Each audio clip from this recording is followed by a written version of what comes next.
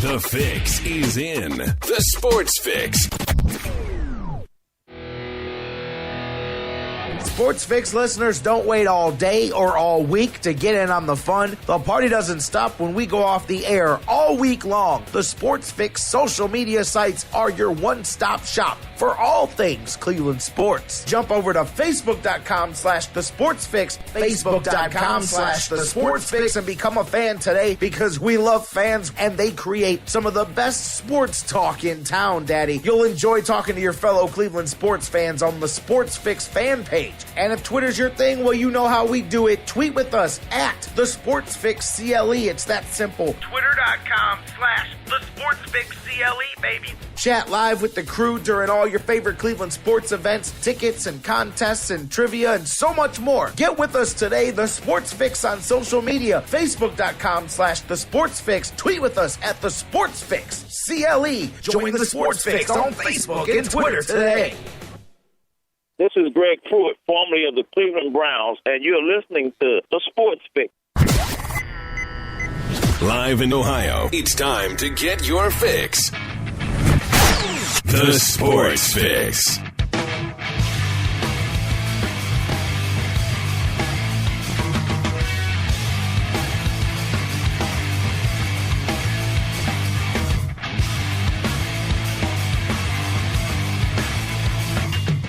And there we go, off and running. We're live. We're on the air. It is another beautiful Friday here, early September Friday, and luckily for us at least, the weather's still beautiful here in my neck of the woods in Northeast Ohio. Hopefully it's still holding up wherever you guys are, man. But we are, here we are, up against the first weekend here in September, rolling into the fall. Football rolling on, and you know what? First Browns game this weekend, and you're probably thinking, I'm talking about the Steelers. Yes, that is one of the things I could be talking about, but actually, I don't know how many of you guys know this or not, but tomorrow, the anniversary of the very first Cleveland Browns game in the history of the franchise. Yep, tomorrow, coming up. The anniversary of the first, it wasn't even the Browns, it was the Rams at the time. And interesting fact there coming up, and I know that's one that I can't wait to bring up with my man, Jonathan Knight, the Sportswriter extraordinaire. Phone lines ringing all ready to kick things off. We are up on it and running, baby. Let's get this bad boy rolling. But yeah, the Browns play their first official game. Excuse me, it wasn't as the Rams. It was their first official game as the Browns in the AAFC. They beat the Miami Seahawks 44-0. 4 years later, they would join the NFL. But that anniversary is tomorrow, and now I got all my faculties. I got everything rolling here. I had a couple of things. I was getting all the various ways that we go on the air, and I had a couple stragglers there. So now everybody's on. Everybody's listening. Welcome in, you guys, no matter how you're listening to the Sports Fix. I'm your host, J-Rock, Jerry Meyer, with you guys here, and another loaded Friday. As I said, thank you for joining me, as hopefully you do each and every weekday live at noon, right here across the Sports Fix Radio Network. Speaking of, I've got a little something to drop on you guys about that here in a little bit. Nothing completely official, but some expansion definitely going on to that term, Sports Fix Radio Network, and I'll tell you guys a little bit about that coming up. But welcome in, whether you're listening on TuneIn and TuneIn's radio app worldwide, on Spreaker and Mixler and their digital applications live. Perhaps you listen to us on the website, thesportsfix.net, right there each and every day. It's our home base, or all of you around the world, thousands of you every day that listen on digital delay, on iHeartRadio, the world's largest internet radio provider, on iTunes and on Stitcher Radio and their CarPlay feature and SoundCloud, all the different places that you guys download the show, that you subscribe to the show, however you do it, in all those different ways, it adds up to one big old Sports Fix universe, and I love you for being with us, and I want you to be a part of the show. I've got the phones ringing. They had me fumbling with my words at the beginning of the show. 216-539-7535.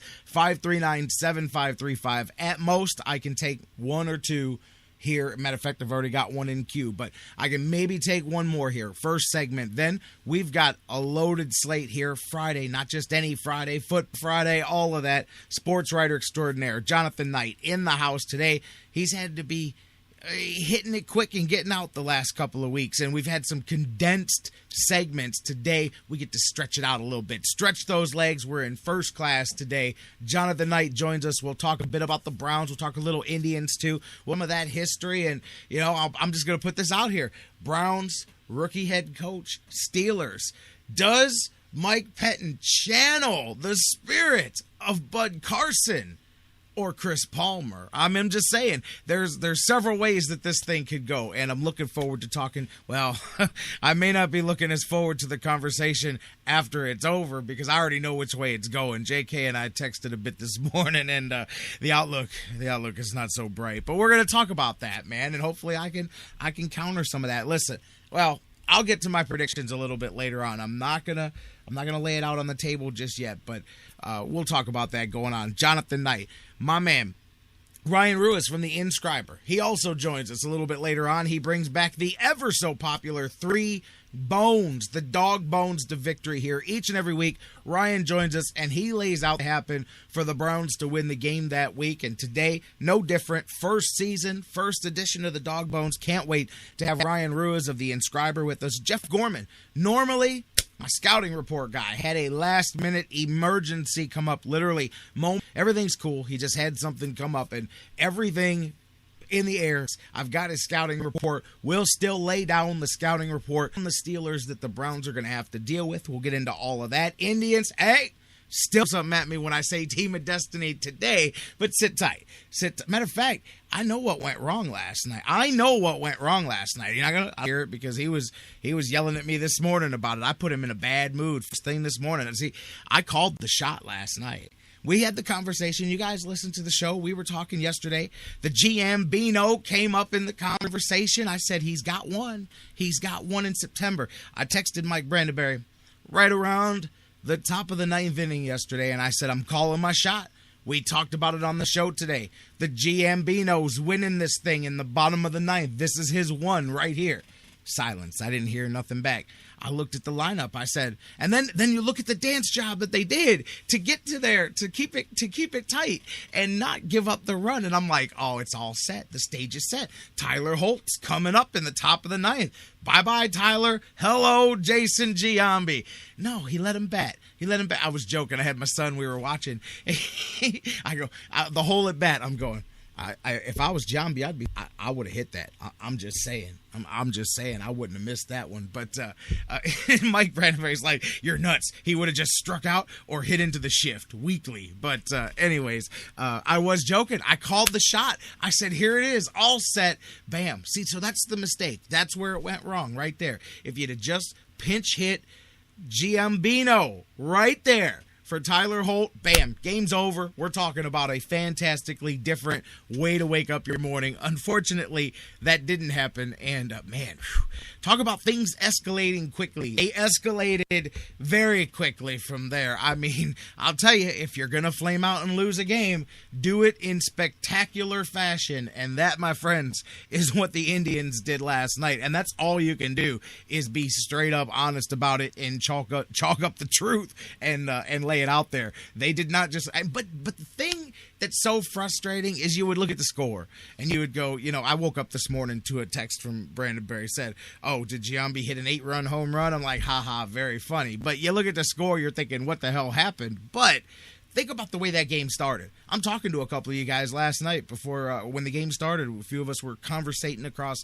different social media, and bam, 4-0, jump out, Tigers all over it early. And first things a couple of us were saying was, hey, don't forget, these guys did this before on Scherzer. They slapped a 7 spot on him. They can come back again. And what did the Indians do? I know that the big thing is the end of the game, and I get that. I'm not trying to be that guy with my head in the sand, but man, look at the way that game started. How many people said, "Oh man, this thing's over before it gets started," especially with the way the first game of the series went, when you just got blown out of the water. But what did the Indians do? Bauer as well, locked down, and then the bullpen came in until the end and locked it down.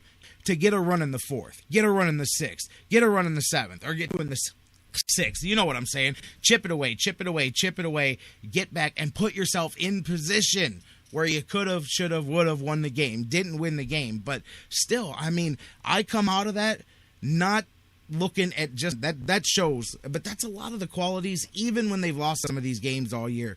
So that's a quality this team does have. You want to call it resilience, you want to call it heart, whatever you want to call it, man, you know, but it is what it is. It turned ugly in the end and became a blowout score, but it was far from that, as we know, for those of you that watched the game. I mean, it was very much right there for the taking. End of the day, the standings don't care how close or how far it was. Indians lose some ground. They end up losing 3 out of 4, and I'll be the first one to say it, in a series that a couple of pitches away from being the exact opposite. Indians could have taken 3 out of the 4. Instead, they didn't. You've got to get yourself together and pull it up. Get ready. You've got Chicago here coming in. You have to take care of business. You'll see Detroit again September 12th, 13th, and 14th here.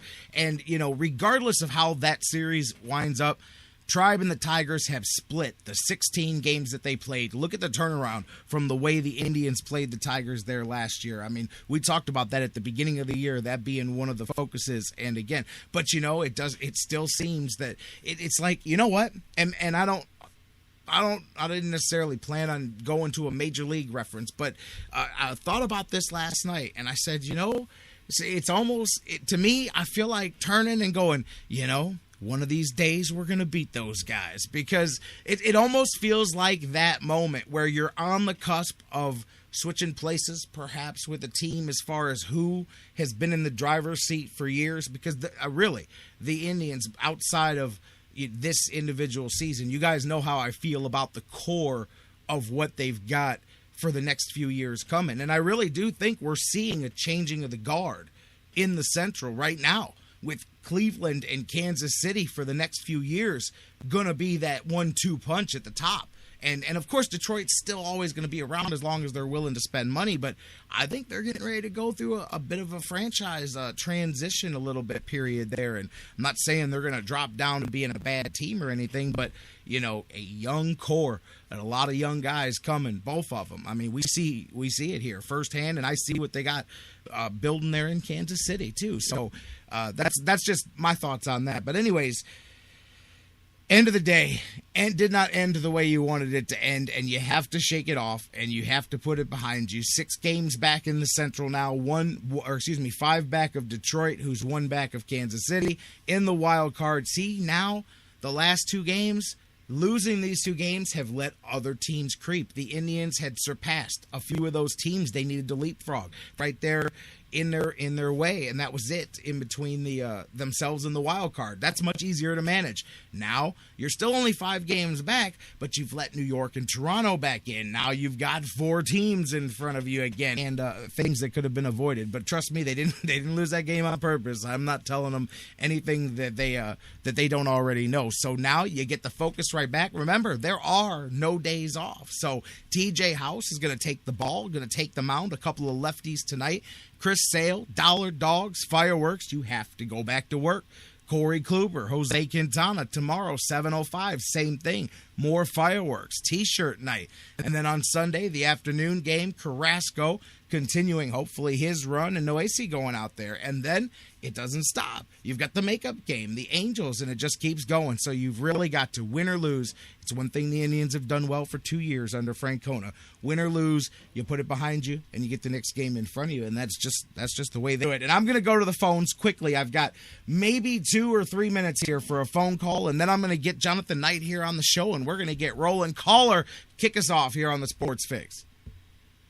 Big Daddy, how you doing, brother? Big Bob, how you doing, my man? I'm all right, man. I'm all right because that there's some destiny on our side. I'm just going to tell myself that she took last night off because that Seattle, that game looked so good. She was watching a little football. Destiny took the night off last night. That's all. She was watching some football. She'll get back to taking care of the Indians tonight.